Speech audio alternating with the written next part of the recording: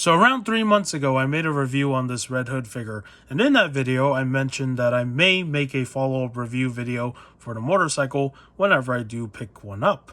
After all this time, I have finally acquired the motorcycle recently, and now this set is complete. And with that said, let's talk about this motorcycle. Now you may be wondering, why does Red Hood not have any of his hands? It's because later in the video, I will show the figure riding the motorcycle, and these hands are not made out of soft PVC. They are a thicker plastic, so getting these hands to hold the bike handle is going to be troublesome, so bear with me when we get to that procedure in the review. Now let's move the figure aside and talk about what this motorcycle includes. You do get a card that shows an illustration of the motorcycle. It does have a description on the back. It's the same exact description on the Red Hood data profile card, which I've read before, so nothing new there. You also get a stand for the motorcycle. And unfortunately, the motorcycle itself cannot balance on its own without the stand, so it would just fall over, which sucks because if you're trying to do some sort of photography of some kind where you want the bike to just stand like this and have, you know, Red Hood or any other figure like leaning against it, there's no balance. So you are forced to use this accessory, which I think sucks.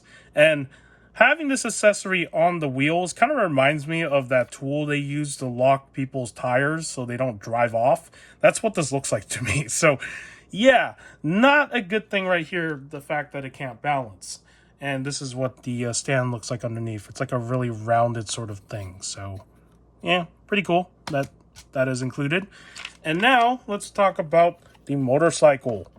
I like the sculpting of this motorcycle. It has a very sleek design to it. It does remind me a little bit of the Kamen Rider motorcycles in some cases, if you know what Kamen Rider is. And overall, the red color that they chose to use for this bike does match Red Hood. And I like the colors of this red.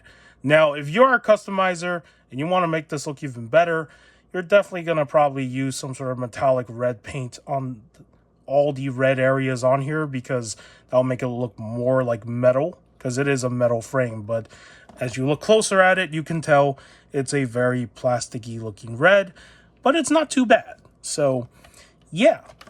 And the front of the bike is pretty cool as well because it looks like a mask. As you can see, those look like the outlines of like eyes. So I do like that. And it kind of reminds me a little bit of like, you know, what Batman used to use for his Batmobile in the past where, you know, the front lights kind of look like eyes of a bat. So it does kind of remind me a little bit of that. So seeing this front part kind of look like the eye mask that a superhero would wear is pretty freaking cool.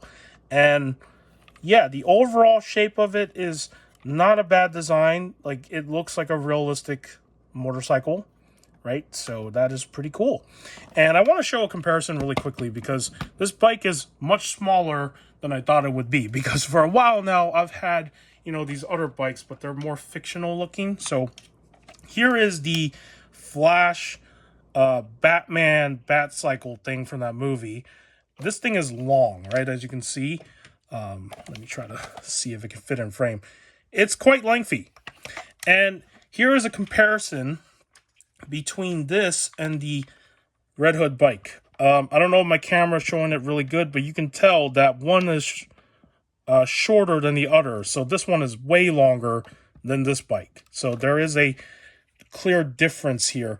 And I wish I had a better angle to show this, but you get my point. So there is that. So yeah, this bike is much smaller than I thought it would be because, you know, in the photos it kind of looked big, but seems like I have two bikes that are bigger than this one, but those two are more fictional looking, so that's why. All right, and now let's zoom in on some of the details. Let's talk about the inside Eternal designs here, where the engine parts and all that other stuff is. I love how this is all painted with this sort of gunmetal gray. I like the sort of like wash they put over it to make it look like it's rusted. It's been used for a long time. So when it comes to details like this, I do like that it's all present. Now, can you make it look better?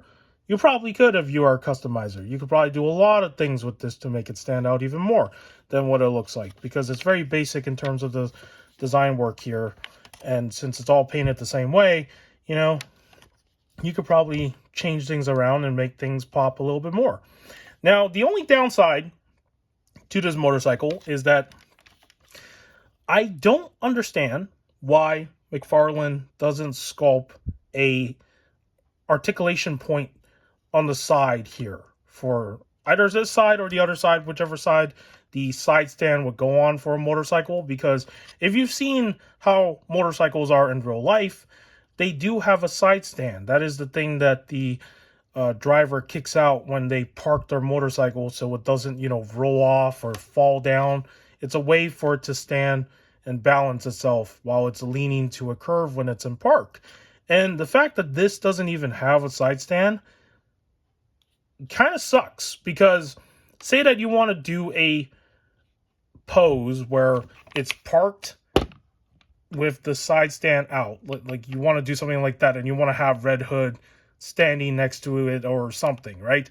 You can't even do that. So again, this goes back to that earlier point that I just made, where the fact that it can't even balance on its own, you need to stand for it to stand up, that is not a good thing. And the fact that the side stand is not even present is pretty freaking lazy, because it's inexcusable. This is a motorcycle. You're sculpting a toy motorcycle. How hard is it to add just this one thing to the side here and just make it swivel? You know, that's all you need to do. You're not even having to do anything complicated. So, and this was the problem with the last two motorcycles that came out from the Batman 2022 movie wave of figures.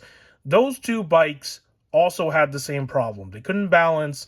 They didn't have a side stand. So the only way to keep them standing was, of course, using this accessory right here. So I don't know. This is the third time they've made a motorcycle that looks more realistic in some form, and there is no side stand. That is just, I don't understand the logic to that. Okay, and so that's my little rant about that. Now, in terms of the wheels, I do like the way that the silver paint on here is painted. It does have a little bit of reflection, and as you can see, it is kind of like a sort of metallic paint, which I do like. So that's pretty cool that they did that. And it's the same thing on the front here as well. You do have some details, you know, you see all the bolts that are sculpted. So those are like the screws to hold the entire tire together. The tires do have a little bit of a tread design going on here, and it's not too bad. And on this side, you do get more of the details of the engine, as you can see. So that's pretty cool. And same thing with the front here, right? You do see this detail, so pretty cool. And now, onto the back side here. You do get this little sort of license plate looking thing, and it has the, I guess, Red Hood bat symbol logo on it, so that's cool. You could probably paint that in a red color so it stands out, and that's something you could probably do. I don't know what these are. I don't know if these are supposed to be like backlights or thrusters, but I do know that motorcycles do have backlights, but because it's not painted, I can't tell what that's supposed to be. So, and now onto the seat. You do have some texture work going on here. You do have this area that's supposed to look like, I don't know what the material they use for these seats are. Is it leather or is it some sort of cloth material? I don't know, but it's definitely, it looks like this. It literally reminds me a little bit of what it looks like in real life. There is like a little bit of wrinkles going on here, right? So, or whatever this is supposed to be. You do have that back here. And you do have texturing, you do have some screws here, so very nice to see some of these details present. Now, when you get to the console area of the motorcycle, that's where a lot of the details are lacking. So right here in the middle, I'm assuming this is where the miles, gas gauge, and all that other stuff is supposed to be. It is not present. I wish there were stickers included so you can like put them on here so at least they're visible, but they're not. And as for the mirrors, they're just all painted black. I thought that they would use like a clear plastic of some kind, but no, it's just all painted in the same color, so that kind of sucks. But yeah, there are good things and bad things about this motorcycle and how it came out. Like in terms of sculpt, I do like the sculpting of it, but in terms of details, there are a lot of things on here that could probably be changed or tweaked around or modified if you know how to do all that stuff. But as it is, if you don't care about any of those things, it is still a very cool looking motorcycle. Now, is it worth full price at $30? No. I recommend that many of you, if you haven't picked up this motorcycle, pick it up when it's on sale, because it is not worth paying full price for. Especially with all these little sort of details that are just kind of left out. You know, you might as well just save a little bit when you buy this motorcycle for your Red Hood, or you just want to buy this motorcycle because it looks cool. So yeah. All right, with all that said, that is basically the aesthetics of this motorcycle. Now I want to show what this figure looks like on the motorcycle, and bear with me because this part's going to be quite troublesome, and I don't think I can show this on camera because these hands are terrible, okay? Like, I'm not even mincing my words here. They are quite stiff. So, okay, I got one of the hands on here. Let me try to get the other one on here as well. This is not a fun procedure. And yeah, usually whenever I do display certain figures on their motorcycles, this is the part I hate the most because the hands themselves are terrible. They should have thought of using soft PVC when they were making this bike for this figure. I don't know why that did not cross their mind. It's not good. Okay. Okay, there we go. I got the other hand on there. Okay, let's go. Okay, it wasn't that bad, but because the first time I done this, out of curiosity, it was a little bit of a trick to do. Because I was working on the thumbnail photo for this video, and I wanted him to be on the bike. So, okay, let me get his hands into the socket. Okay, there we go. There's one hand. Let's get the other one on there. If that wants to go in, please. Okay, this is fighting with me now. This is, as usual, it's always the freaking left arm. That's always a... Okay, there we go. All right, now let me set this all up. There's one leg. There is leg number 2. Can I get that on there? Okay, there we go. And now let me put the stand back on. Here you have it. Here he is on the motorcycle. Now, as you can see, he is in the riding the motorcycle position, but in terms of execution, not the greatest. As you can see, his butt is not even sitting on the motorcycle, and because of the limitation with his head sculpt not being able to, you know, look up, and this hoodie is like a thick plastic, it's not, you know, removable, he's not going to be looking up at all. Now, if you're doing some sort of position like this, where it looks like he's like going to jump with the motorcycle, then it looks okay. It doesn't look too bad.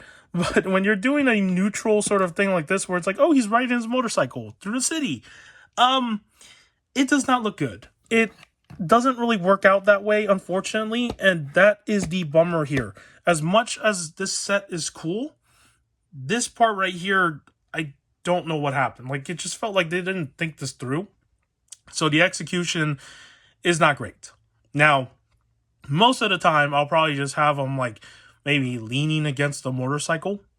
He's not going to be riding it because, as you can see right here, this is as close as you can get him to ride this. And if you want the legs, you know, to touch the pedal, as what I did here on either side, like, yeah, that's as far as his legs are going to go back and go forward. And because he can't lean up his head at all, and his torso area is also very freaking stiff, maybe if the torso is modified a little bit, you could probably get him to look up a little bit more by leaning the torso back. Unfortunately for my figure, I haven't figured out how to like get that torso to move. I think I'm gonna have to heat it up a little bit, but point is, execution-wise, not so great when it comes to a neutral riding pose, but if you're doing some sort of pose like this, then it doesn't look too bad. And that was exactly what they did in the photo for this motorcycle when they revealed it. It was literally in this pose. So, yeah, they did not want you to see what it would look like this. So, execution, not so great. But overall, still a very fun set to have anyways. Even with these imperfections, I am still very happy to complete this.